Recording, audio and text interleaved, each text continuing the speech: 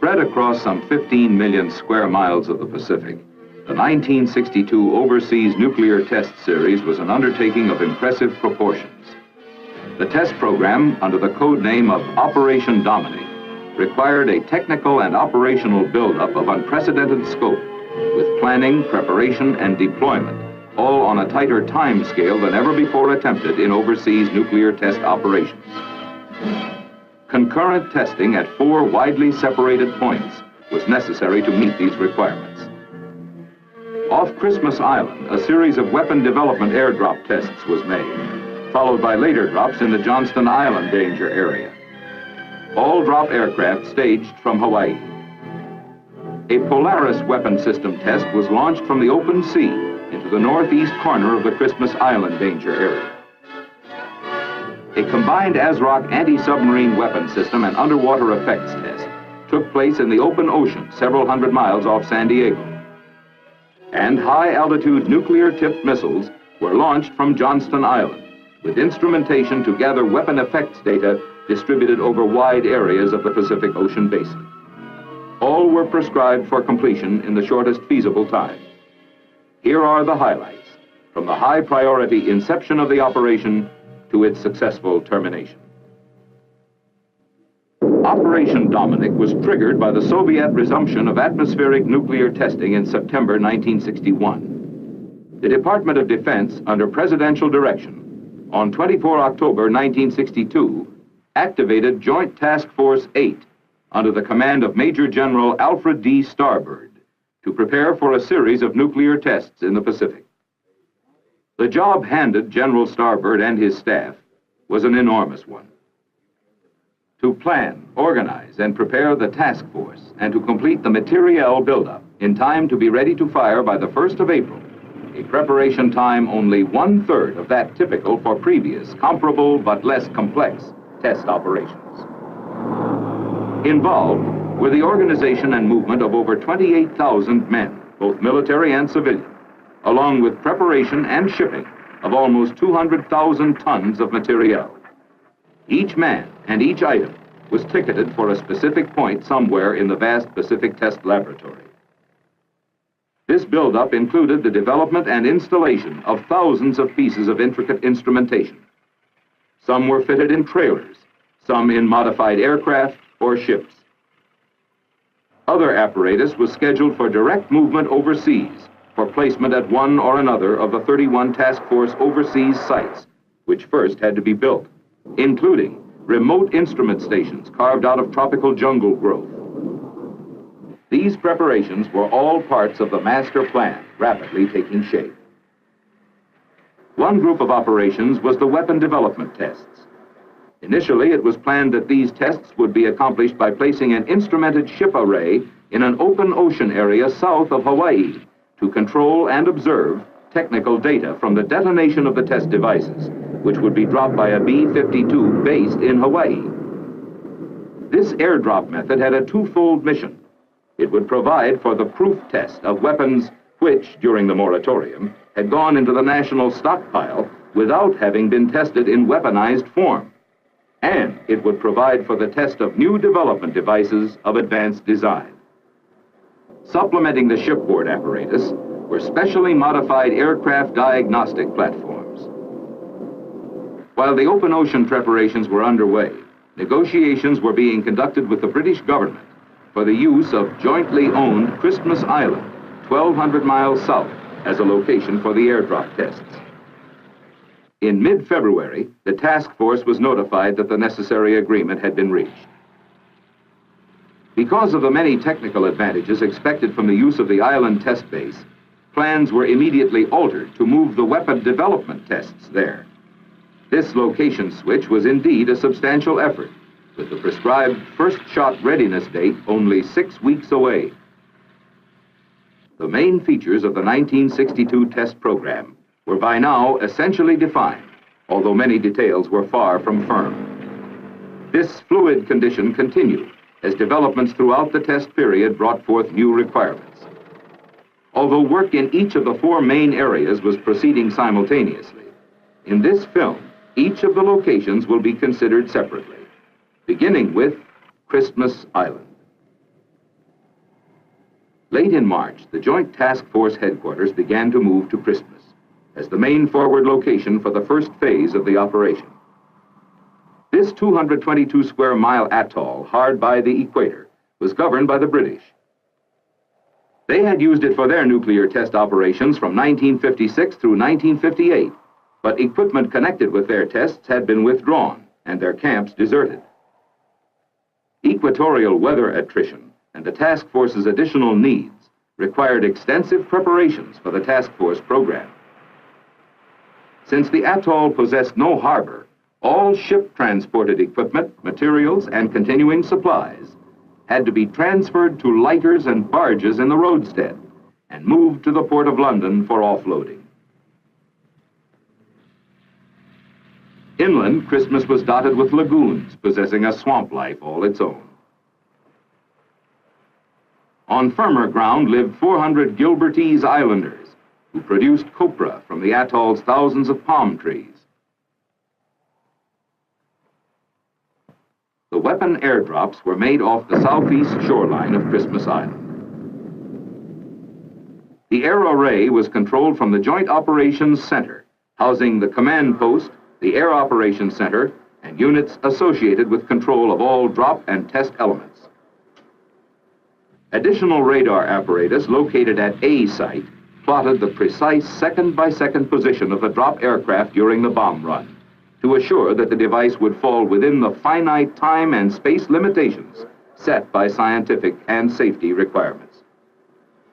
This plot information was relayed directly to the Joint Operations Center by a microwave television link, providing the Air Task Group commander with instantaneous positive information on which to base his operational decisions. Also at A site, as well as at other locations on the island, basic diagnostic instrumentation housed in trailers was positioned to secure data associated with the detonation.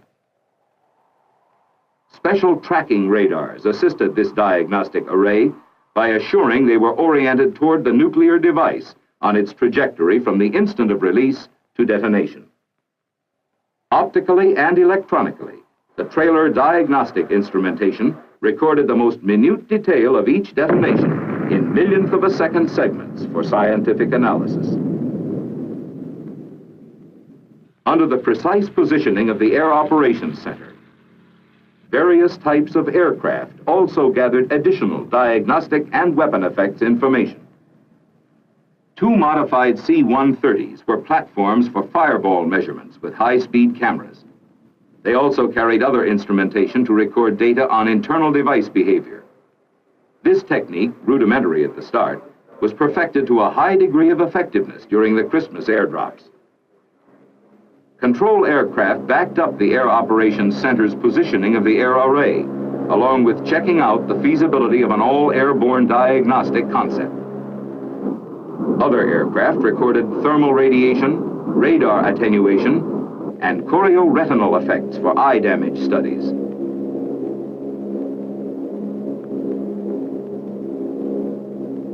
Specially instrumented KC-135 aircraft also recorded a variety of experimental data. Aloft, too, were search and rescue aircraft and photographic planes documenting the Dominic detonations.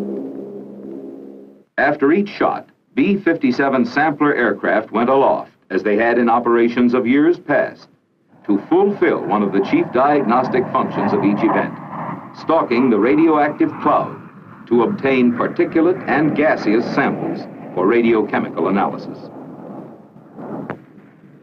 Throughout the Dominic tests, maximum security was maintained around the Christmas and Johnston Island test area boundaries by the Navy destroyer and P-2V watchdogs. Round the clock, throughout the entire test period, the P-2V aerial fence riders rose from their Christmas and Johnston bases for their 10 to 12-hour runs in constant touch with the destroyers below. Daily, they greeted the Soviet instrumentation trawlers, which for 7 weeks lurked just beyond the danger zone periphery.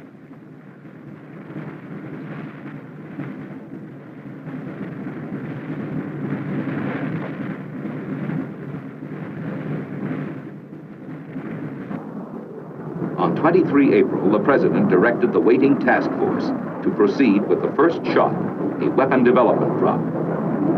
The initial airdrop was on the 25th of April and the last on 11 July. During this period, a total of 24 weapon development shots were detonated in the Christmas area. All drops were on target and within the precise time and space limitations established by the requirements of diagnostic instrumentation, a record by the B-52 crews, which reflected a high degree of bombardment skill. Detonation technological efficiency also scored high in the fusing and firing systems and in the device telemetry. Throughout the Christmas airdrops, the backup airborne diagnostic method was progressively refined to the point of becoming a proven capability to collect the scientific data required. The weapon development effort was completely successful in all its primary test objectives. The series also yielded important new weapons effects information. Meanwhile, the task force was equally active at its 3 other test areas. Early in May, the test of the Polaris nuclear weapon system was ready for launch by submarine in the open sea. Detonation was scheduled to take place in the Christmas danger area. As the nuclear submarine Ethan Allen moved toward its rendezvous with range, safety, and instrument ships at the launch point some 1,500 miles from Christmas Island, all concerned were well aware that this was not only the first test of the complete Polaris nuclear system, but also the first proof test of this particular warhead in weaponized form. On the 6th of May, the Polaris was fired.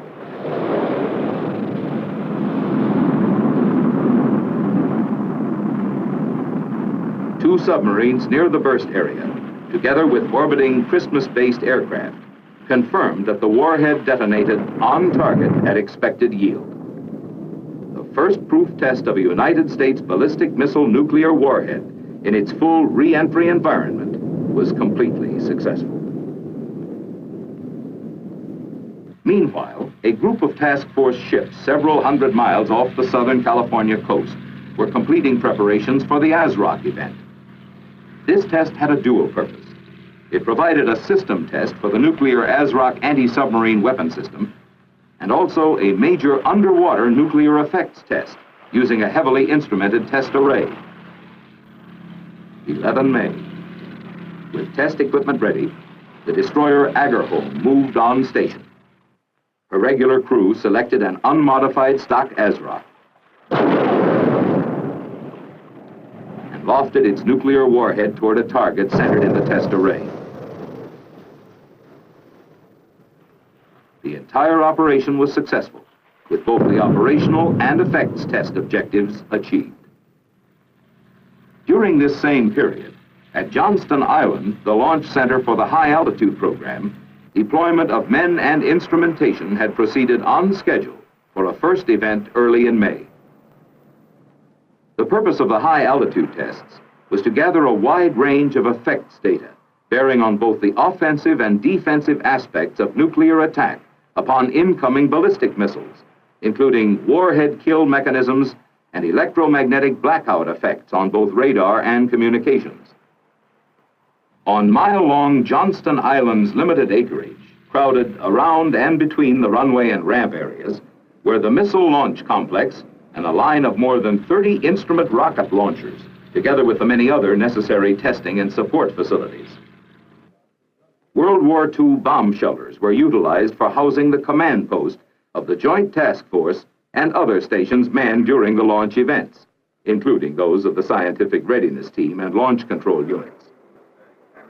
This radar dish, scanning the sky for electromagnetic effects data, is representative of the test equipment set up and operated by the scores of technical projects. The launch vehicle groomed to carry the nuclear warheads to test detonation altitudes was the Thor missile. In the early plans, it was scheduled to do the job for 2 and possibly 3 nighttime bursts at various altitudes above the Earth's atmosphere. For these tests, the Thor was modified to carry 3 scientific instrumentation pods to obtain key data in close proximity to the burst. Each pod was ejected from the launch vehicle at a predetermined position along the missile's trajectory. the Pacific Missile Range ship moored at Johnston tracked the missile in flight for range safety purposes. Other tracking units followed the rocket instrumentation and scientific pods and determined their accurate positions relative to the detonation. Positioned at various distances from Johnston Island were 9 test ships, including the downrange anti-missile measurements program ship American Mariner, on loan from the Atlantic Missile Range.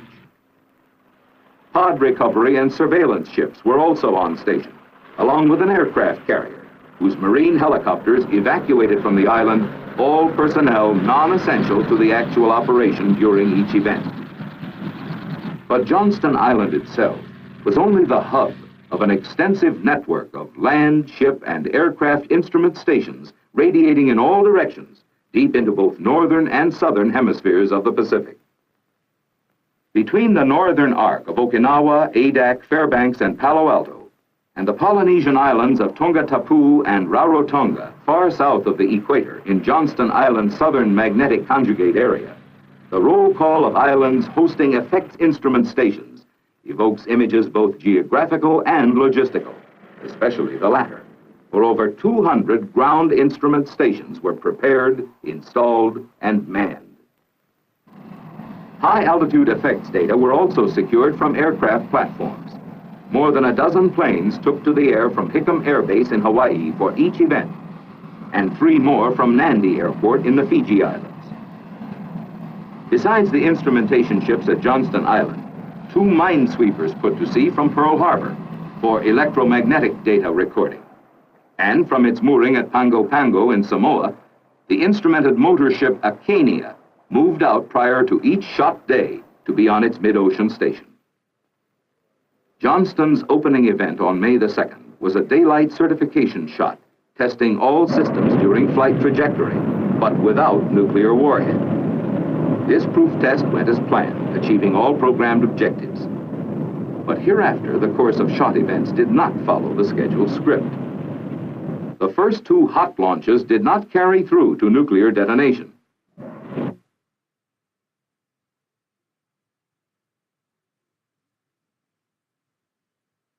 Neither of the failures was caused by the missile or warhead.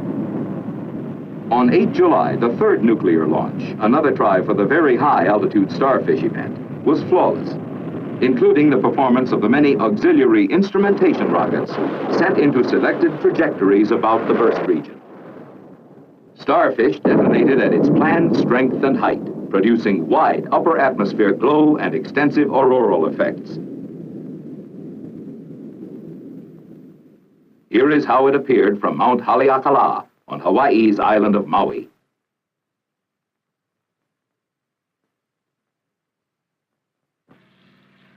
Recovery of the instrumentation pods ejected from the Starfish missile involved pre-dawn ship, patrol plane, and helicopter convergence in the splash area, drawn by radio signals, flashing lights, and green dye.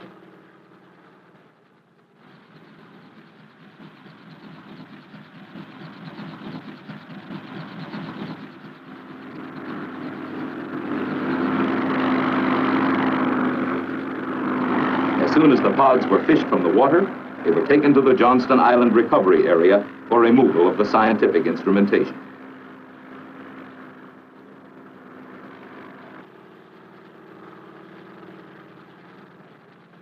The second bluegill attempt was made on 25 July, but a one-of-a-kind missile misadventure caused by a sticking fuel valve destroyed the Thor and its warhead on the pad. The pad itself suffered extensive damage, including long-life radioactive contamination.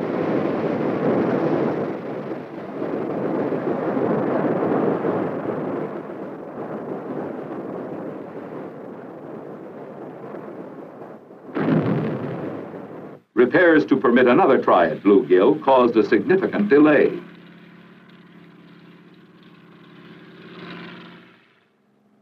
Additional construction on Johnston Island during this interim, as well as the scheduling of more shots, reflected the value attached to the testing being carried out on Operation Dominic.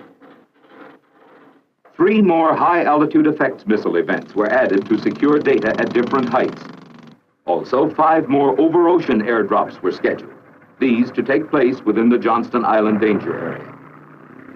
Besides a second Thor launch pad, the construction included facilities for the launch of XM-33 rockets and Nike Hercules missiles. The U.S. Army deployed a missile battery to provide launch support for the Nike Hercules missiles, which were scheduled both as nuclear warhead and instrumentation vehicles. On 15 October, high-altitude testing was resumed, resulting in another failure of a bluegill attempt, this time due to internal missile guidance malfunction.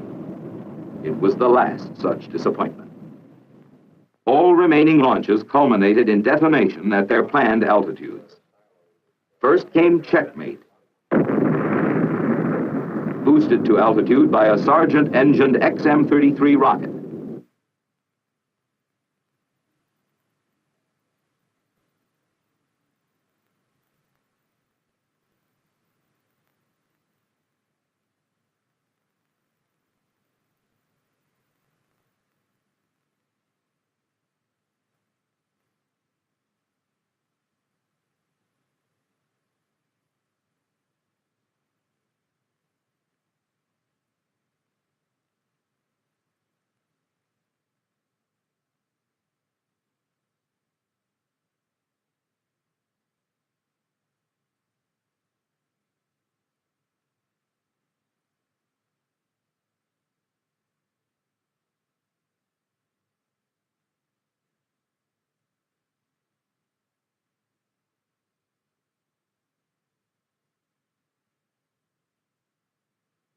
Besides furnishing new basic scientific data on upper atmosphere phenomena, the tests fulfilled the vital military aims of providing information on the offensive and defensive aspects of nuclear attack upon incoming ballistic missiles, as well as data on blackout effects on radar and communications.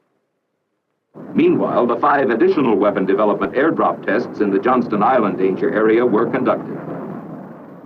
To gain the scientific information required, the airborne array refined at Christmas Island was utilized as the sole diagnostic force, with the original C-130 aircraft joined by KC-135 jets carrying additional diagnostic gear.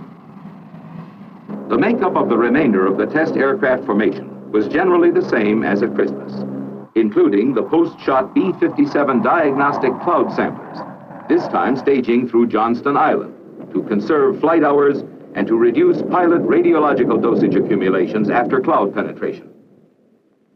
The air array was under the guidance of the Air Task Group Commander in one of the RC-121 aircraft, while overall control was maintained by the Joint Task Force Commander from Flag Plot in the Princeton near the drop area.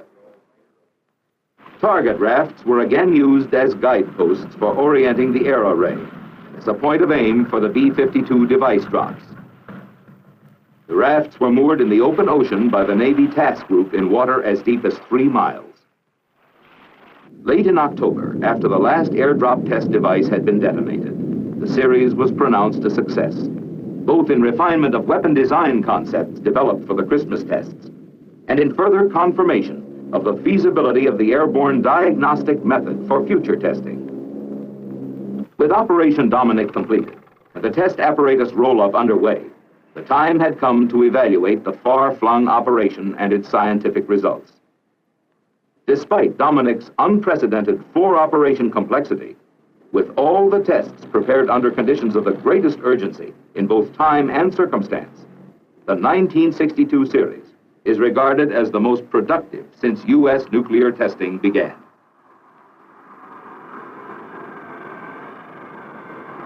The analysis and correlation of Operation Dominic's wealth of test data will continue for some time. Nevertheless, the Atomic Energy Commission and the Department of Defense already have been enriched with vital inputs, both in new areas explored and information gaps plugged. This is reflected in the improvements of weaponry in the national stockpile, in new weapon design, and in the planning for future test programs, should the national interest require them. On all counts, Operation Dominic proved to be a significant milestone in the ever-vigilant task of keeping the nation's ramparts secure.